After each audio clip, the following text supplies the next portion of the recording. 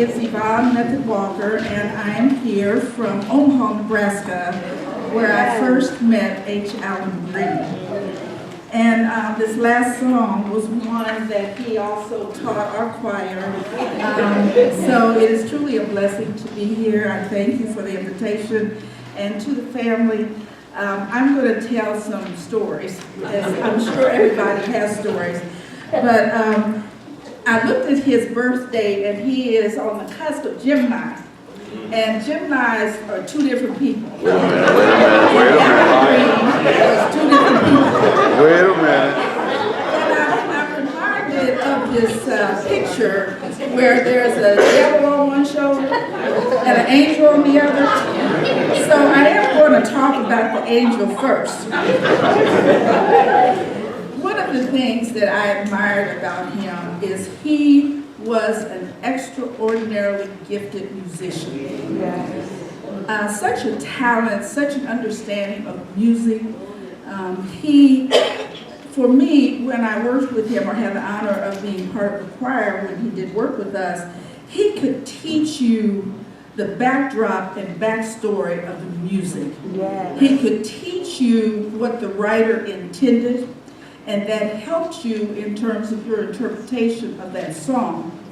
He also would tell you where that song may have originated in terms of Bible stories, Bible verses, which spoke to what so many of you have said already, is what a student he was of his religion, of his faith, and the Spirit.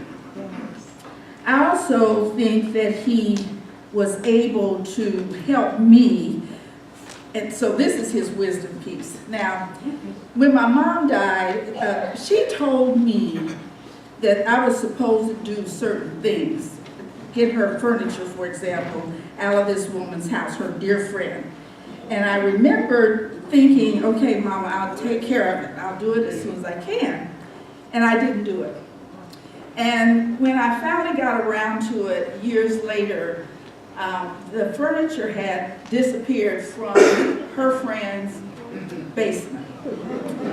And there were pieces that I really wanted, but that was gone. I think there were also some pictures in the cedar chest.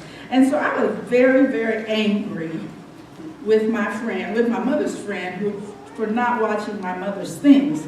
And H. Allen and I were having a conversation one day, and I was telling him about this, and he said, okay, who do you think you're angry at? I said, H. Allen, I'm angry at Miss Tidmore for not taking care of my mother's things. He said, let me ask the question again. Who do you think you're angry at? I said, Mrs. Tidmore, H. Allen.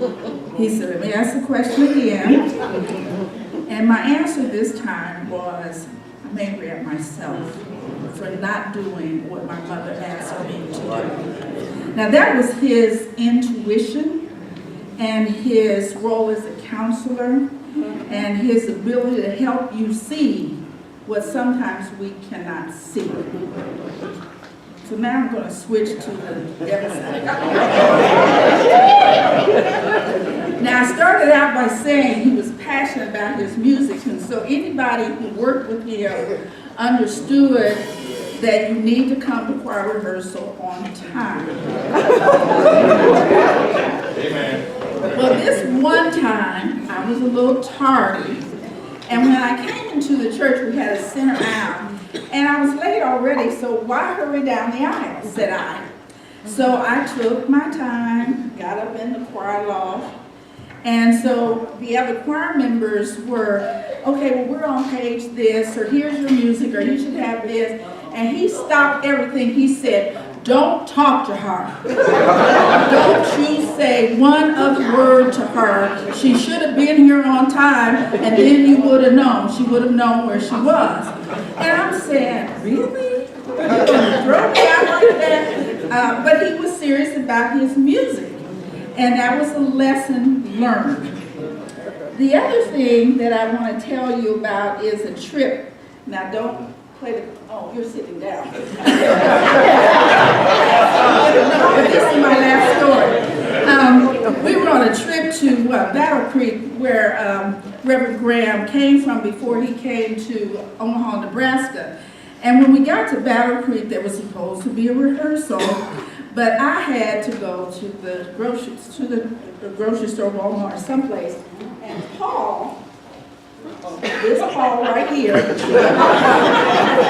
he said, well, I want to go too. Now, he didn't really need to go, but for some reason he wanted to go. So when we got back, H. Allen lit into him like I don't know what, and I just kind of stood back and watched this because it was, you know, he wasn't after me, he was after Paul. So I could just kind of get out from under that one. But he, I think the lesson learned for any of us, and I know the family knows this, when he was passionate about something, he wanted you to understand that and he wanted to share that with you. And so when I think about how I would close out and talk about H. Allen, the two sides of H. Allen, I'm reminded of a couple of words that I've heard and I want to maybe restate. First off, he was very Christ-like in his beliefs and in much of his behavior. He was very caring. He was very compassionate. He was very